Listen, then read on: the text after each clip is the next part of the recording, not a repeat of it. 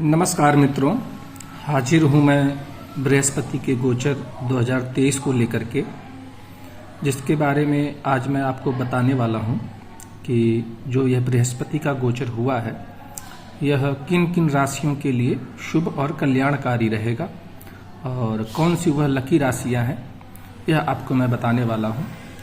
तो बृहस्पति के गोचर के बारे में अगर हम बात करें तो सबसे पहली वह जो लकी राशि वह मीन राशि है। मीन राशि आपकी तब मानी जाएगी जब आपके मीन राशि में चंद्रमा बैठा हो, यानी यहाँ पर 12 नंबर लिखा हो और वहाँ चंद्रमा बैठा हो, तो यानी कि आपकी मीन राशि है।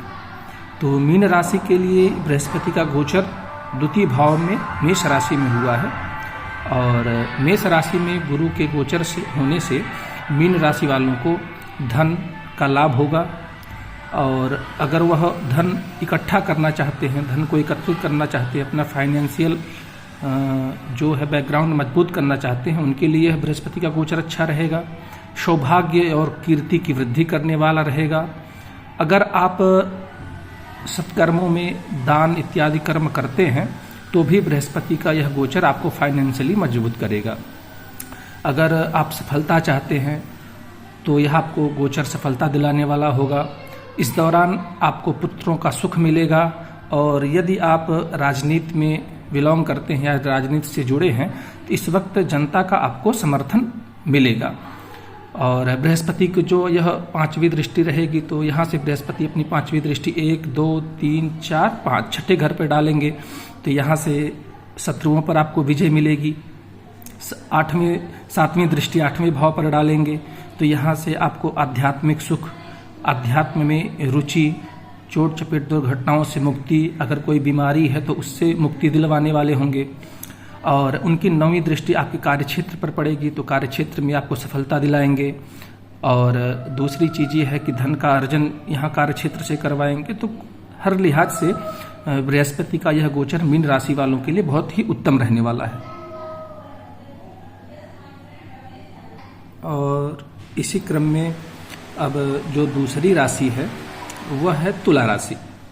तुला राशि आप यूँ समझ सकते हैं कि अगर आपकी जन्म पत्रिका में यहाँ 7 नंबर लिखा हुआ है और वहाँ पर चंद्र बैठा है, यानी कि आपकी तुला राशि है। और तुला राशि के लिए जो बृहस्पति का गोचर होने वाला है वह 7वें भाव में होने वाला है। तो 7वें भाव में जो बृहस्पति का गोचर रहेगा तुला राशि वालों के लिए सबसे पहले तो यह राज सुख प्रदान करने वाला रहेगा। अगर आप सरकार या सत्ता से जुड़ करके कोई कार्य कर रहे हैं या सरकार या सत्ता से आप कोई अपना कार्य निकलवाना चाहते हैं, इस दौरान आपको राज सुख, सत्ता का सुख मिलेगा। आपकी पद प्रतिष्ठा में वृद्धि होगी। अगर आप लंबे वक्त से कोई कार्य आपका रुका हुआ है, अटका हुआ है और नहीं सफलता मिल पा रही है तो इस दौरान आपको उस कार्य में सफलता मिलेगी। कार्य सिद्धि भी इस समय आपकी होगी।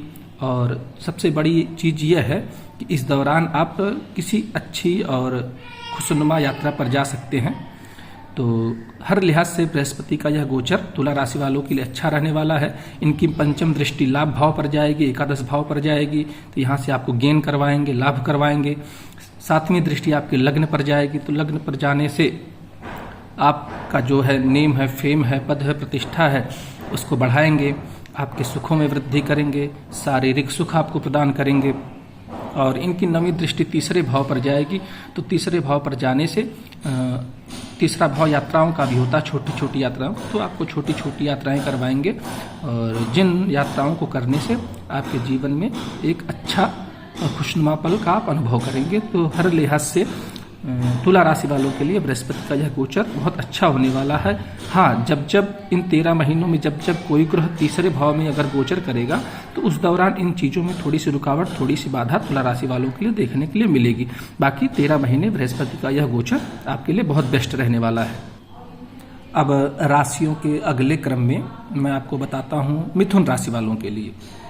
तो मिथुन राशि वालों के लिए सबसे पहले तो यह जान लीजिए कि अगर आपकी जन्म पत्रिका में यहाँ 3 नंबर लिखा हुआ है और यहाँ अगर चंद्रमा बैठे हुए हैं तो यानी आपकी मिथुन राशि है, आप मिथुन राशि के जातक हैं। और मिथुन राशि के लिए बृहस्पति का यह गोचर लाभ भाव में एकादश भाव में होने वाला है। एकादश भाव जो होता है लाभ का होता है, अर्निंग का होता है, इच्छा पूर्ति का होता है।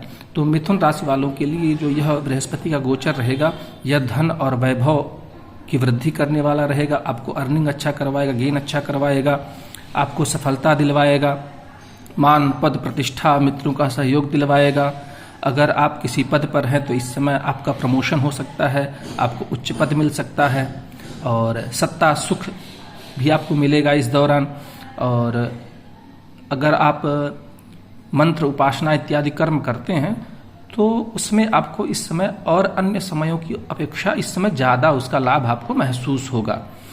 और दूसरी चीज़, सबसे बड़ी चीज़ यह है कि इस समय इस दौरान आपके घर में कोई मंगल उत्सव का आयोजन हो सकता है, कोई आप धार्मिक अनुष्ठान धार्मिक कृत्य करवा सकते हैं, घर में विवाह आदि मंगल उत्सव कार्य संपन्न हो सकते हैं। तो हर लिहाज से जो बृहस्पति का गोचर मिथुन राशि वालों के लिए है बहुत ही उत्तम रहने वाला है। बृहस्पति की जो पंचम दृष्टि है 1, 2, 3, 4, 5 आपके तृतीय भाव पर पड़ेगी।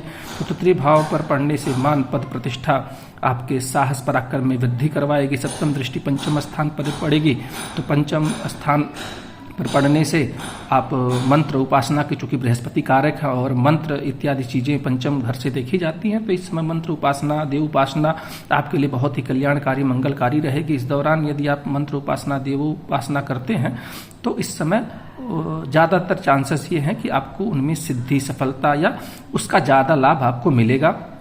और बृहस्पति की जो 9वीं दृष्टि आपके 7वें घर में पड़ेगी। 7वां घर जो होता है आपके स्पाउस का होता है, पत्नी का होता है, तो ये आप हैं, ये आपका जीवन साथी है।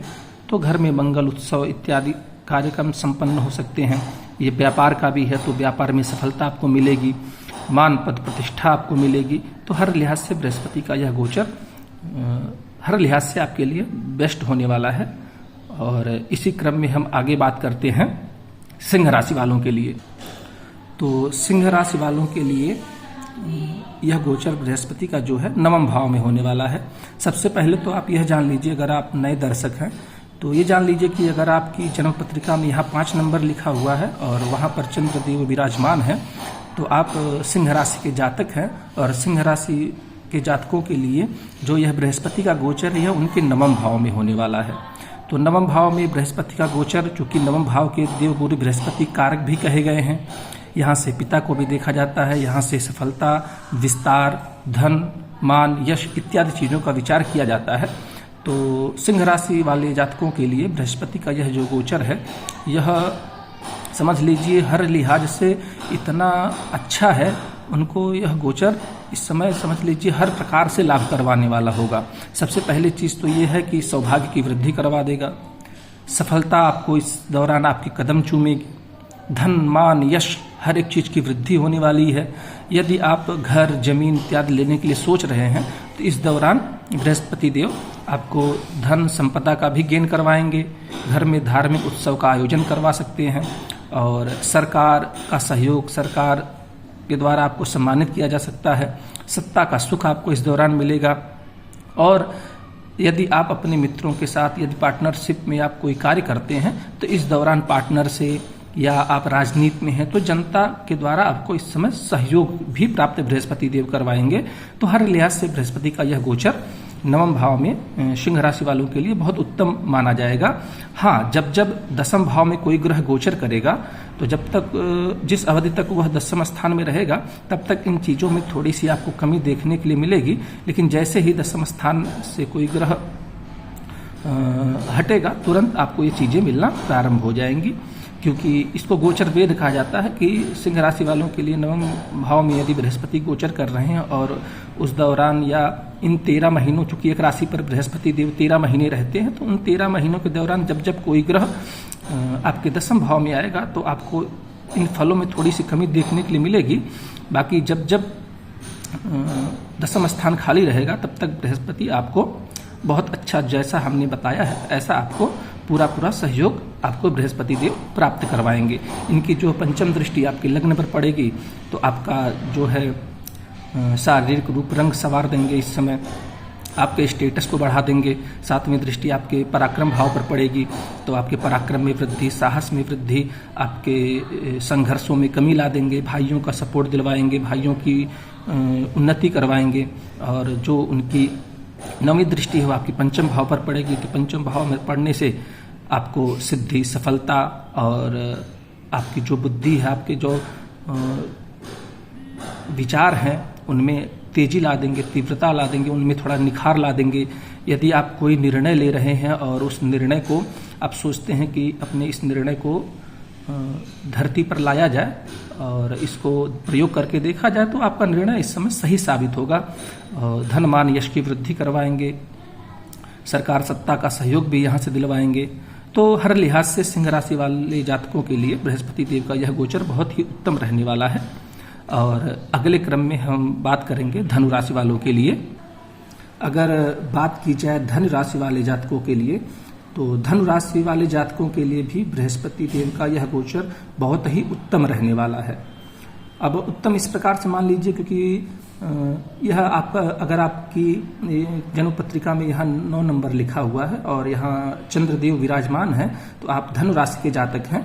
और धनु राशि वाले जातकों के लिए बृहस्पति देव पंचम स्थान में गोचर करेंगे। तो बृहस्पति देव का पंचम स्थान में गोचर बहुत ही उत्तम रहेगा। क्यों? क्योंकि यह संतान का घर है और बृहस्पति देव संतान के कारक हैं। उनकी 5वीं दृष्टि आपकी भाग्य भाव पर पड़ेगी, तो शनिदेव जो है भाग्य के भी कारक हैं।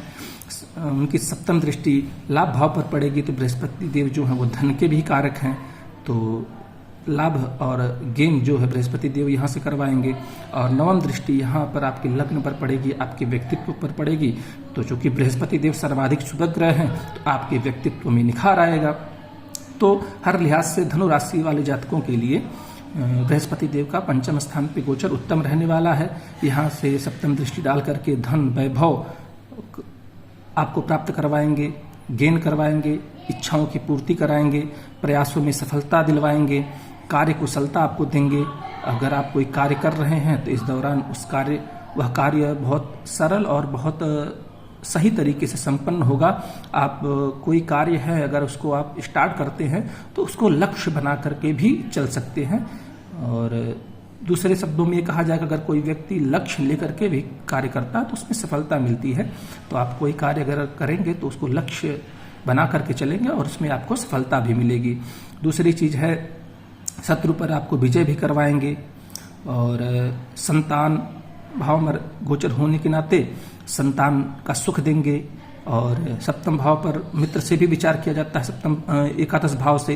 तो यहाँ पर 7वीं दृष्टि जो है मित्रों से आपको लाभ करवाएगी, मित्रों का आपको समर्थन मिलेगा, जनता का समर्थन मिलेगा, लोगों का समर्थन मिलेगा, आपको लाभ की प्राप्ति होगी। तो धनु राशि वाले जातकों के लिए भी बृहस्पति देव का यह गोचर बहुत ही उत्तम रहने वाला है। और हाँ, एक चीज ये है कि जब जब आपके चौथे घर में कोई ग्रह गोचर करेगा, तब तब इन फलादेशों में थोड़ी सी आपको कमी देखने के लिए मिलेगी। लेकिन जैसे ही वह ग्रह चौथे स्थान से अपना स्थान परिवर्तन करेगा, पुनः इन 13 महीनों के लिए आपको यह सब चीजें प्राप्त होना प्रारंभ हो जाएगी। दूसरी चीज यह भी है कि लगभग हर ग्रह गोचर करते रहते हैं। तो अब ये कहा जाएगा कि बृहस्पति देव का गोचर क्या इन सभी लोगों के लिए अच्छा रहेगा? तो इसमें विशेष लाभ उनको प्राप्त होगा जिनकी दशा अंतरदशा में इस दौरान गुरुदेव महाराज चल रहे हैं। क्यों? क्योंकि दशा अंतरदशा में चलने के कारण गुरुदेव इस समय कहीं न कहीं डायरेक्टली रूप से उसकी जन्म पत्रिका में, उसकी कुंडली में एक्टिव हैं। तो जब दशा अंतरदशा के रूप में वह एक्टिव हैं और गोचर में भी उनका अच्छा गोचर इन राशि वालों के लिए हो रहा है, तो इस दौरान उनको अत्यधिक लाभ मिलेगा। बाकी अन्य लोगों के लिए थोड़ा सा यह गोचर जो है न्यून कहा जा सकता है, मध्यम कहा जा सकता है, लेकिन फिर भी उनके लिए अच्छा रहेगा, क्योंकि बृहस्पति देव कुंडली में सर्वाधिक ग्रह है, कारक ग्रह हैं और सर्वाधिक शुभ ग्रह भी हैं। तो इस नाते बृहस्पति देव का यह गोचर इन राशियों के लिए बहुत ही अच्छा जाने वाला है। जय श्रीमन नारायण।